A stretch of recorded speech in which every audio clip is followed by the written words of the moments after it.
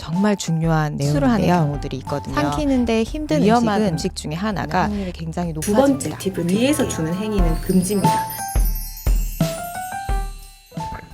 안녕하세요, 작사녀입니다. 오늘 준비한 내용은 정말 중요한 내용인데요. 바로 삼킴 장애나 노화로 인해서 삼키는 게 좀 힘드신 분들한테 꼭 필요한 내용입니다. 사실 삼킴 장애나 연화에 문제가 있어서 치료를 하는 행위도 굉장히 중요하지만 보호자분들이 옆에서 항상 이렇게 보조를 해줄 때 실수를 하는 경우들이 있거든요. 그래서 그 경우에 일단 이야기를 하려고 합니다. 연화라고 하는, 그러니까 삼키는데 힘든 음식들이 있거든요. 삼키는데 힘든 음식은 보통 그런 고구마 같은 그런 뻑뻑한 음식들이 힘든 음식이에요. 그러면 삼킬 때 위험한 음식은 물이라고 아마 알고 계실 거예요. 그러니까 물처럼 농도가 묽은 것, 바로 이렇게 또르르 흐르는 것, 이런 것들은 기도에 빨리 들어갈 확률이 높죠. 그래서 흡임의 위험이 있는 음식은 위험한 음식으로 물이에요. 자, 그런데 우리가 흔히 실수하는 것들이 있습니다. 보통 어떤 거냐면 어르신들이 오늘따라 입맛이 없어, 밥 먹기 싫어, 입이 거칠거칠해 라고 하는 표현을 할 때 대부분 옆에 보호자분들이나 요양보호사분들이 이런 말씀을 하실 거예요. 오늘 입맛이 없어요? 그러면 그래도 뭐라도 좀 드셔봐야죠. 국에 밥을 좀 말아가지고라도 좀 드셔봅시다 라고 표현을 했을 거예요. 대부분 많이 들으셨을 거예요. 제가 어릴 때도 엄마 오늘 밥맛 없어 이렇게 하면 엄마가 국에 밥 말아 먹어 이렇게 했거든요. 실제로도 국에 밥 말아 먹는 거 아직도 좋아해요. 그런데 국에 밥을 말아 먹는다라고 했을 때 그러면 그 음식의 종류를 생각을 한번 해보세요. 국에 밥을 말아 먹게 되면 숟가락에 이렇게 국이랑 밥을 같이 떴을 때 액체와 고체가 같이 존재하죠. 자, 그러니까 연화 장애가 있으신 분들한테 굉장히 또 위험한 음식 중에 하나가 그렇게 입체의 질감이 여러 개인 음식들이에요. 예를 들어 우리가 흔히 먹는, 아침에 자주 먹는 그런 시리얼 생각해 보세요. 시리얼도 고체와 액체가 같이 있어요. 고체와 액체가 같이 존재하는 거는요, 생각해 보시면 이게 음식이 들어오잖아요. 그리고 씹어요. 우리가 씹는 동안은 고체를 씹어야 되잖아요. 그럼 그 액체는 어디에 있을 것 같으세요? 액체는 삼키지 않고 입안에 있어요. 입안에 고체가 씹는 동안 액체도 입안에 같이 있거든요. 그럼 그 고체가 씹어서 액체와 약간의 섞이면 어느 정도 삼킴이 해도 되겠다라는 상태가 오면 그때 우리는 꿀꺽 삼킵니다. 그런데 연화에 문제가 있고 삼키는데 문제가 있는 대부분의, 특히 노화로 인한 거나 그런 연화의 대부분의 문제가 있으신 분들한테는 혀에 문제가 있거든요.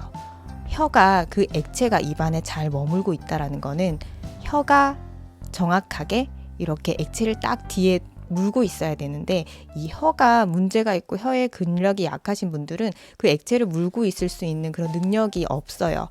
그러니까 이 음식물을 고체를 씹는 동안 이 액체가 어떻게 되겠어요? 뒤로 스물스물 내려가게 되는 거죠. 결국은 거기서 후두 계곡이라든지 그런 곳에 쌓이다 보면 기도로 들어갈 수 있는 확률이 굉장히 높아집니다. 그렇게 먹어도 기침 잘 안 하던데요. 자, 기침을 하냐 안 하냐는요, 이게 반사적인 것도 있고 감각이거든요. 그러면 노화가 많이 진행되고 감각이 저하가 된 분들한테는 이 기침 반사가 없을 수도 있어요. 그래서 기침 반사가 없다라고 하는 걸로 이 사람은 괜찮다라고 절대 보시면 안 돼요. 식사하는데 밥 먹으니까 기침 안 하던데 그래서 괜찮은 거 아니야? 아닙니다. 그래서 정확한 검사를 해봐야 되고, 그래서 이런 위험한 상황이나 이런 것들을 노출을 안 할 수 있어야 되거든요. 첫 번째, 음식물을 절대 고체와 액체가 섞여 있는 거, 국에 밥을 말아 먹는다든지 누룽지 종류라든지 연화 장애가 있으신 분들한테는 물을 섞어서 먹는 행위는 금지. 그리고 밥을 먹고 나서 입안에 있는 걸 충분히 잘 삼키고 물을 먹어야 돼요.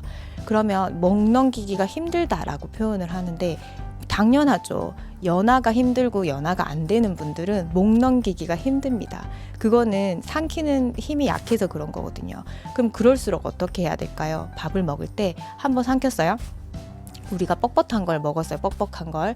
고구마를 먹고 여기 목에 막 걸렸어요. 막혔어요. 그럼 우리 막 사이다 먹으라고 하는데 사이다를 먹는 게 아니라 한 번 더 삼키게 해야 돼요. 한 번 그래도 더 삼켜봐봐.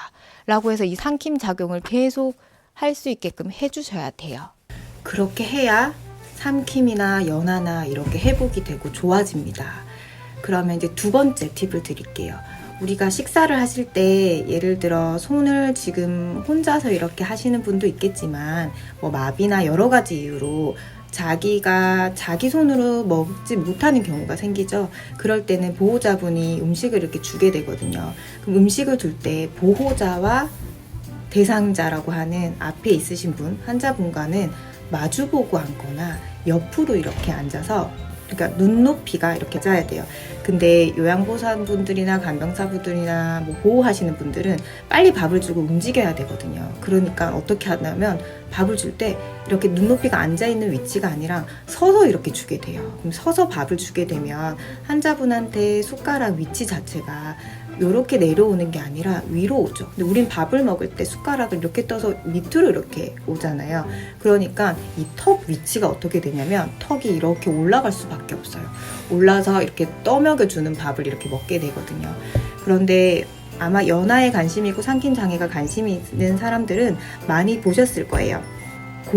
고개를 중요시해라는 거. 고개를 절대 이렇게 올려서 밥을 먹는 거는 좋지 않습니다. 그러니까 위험해요. 그러니까 기도로 넘어갈 수 있는 확률을 굉장히 높게 하는 거거든요. 그래서 항상 칭턱이라고 하죠. 턱을 약간 이렇게 아래로 내려서 이 상태로 먹어야 됩니다. 연하를 잘하고 연하에 문제가 없는 사람들도 턱을 들고 물을 삼키거나 하면 힘들고 살에 걸릴 확률이 굉장히 높아지거든요. 한번 해보세요. 그래서 그 정도로 위험하고 안 좋은 거라서 밥을 먹을 때 절대 이렇게 위에서 주는 행위는 금지입니다.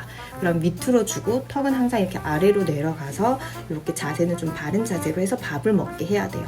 그래서 밥 먹을 때 특히 또 침대에 이렇게 사이드를 이렇게 해가지고 침대에 이렇게 걸쳐가지고 이렇게 식사하는 거는 더 안 됩니다.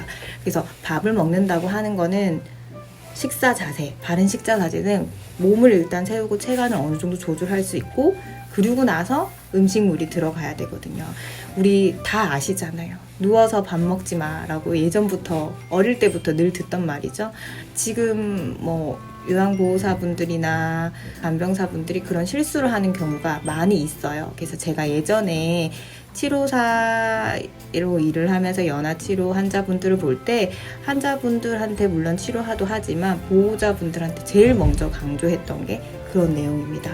그래서 사실 이 영상을 좀 꼭 보셨으면 좋겠어요. 연하에 문제 있는 사람들을 돌보고 있는 사람들이요. 자, 오늘 팁은 이렇게 지금 2개 정도만 이렇게 드렸는데 사실 연하는 할 수 중요한 내용이 너무 많거든요. 오늘은 여기서 마무리하겠습니다. 감사합니다.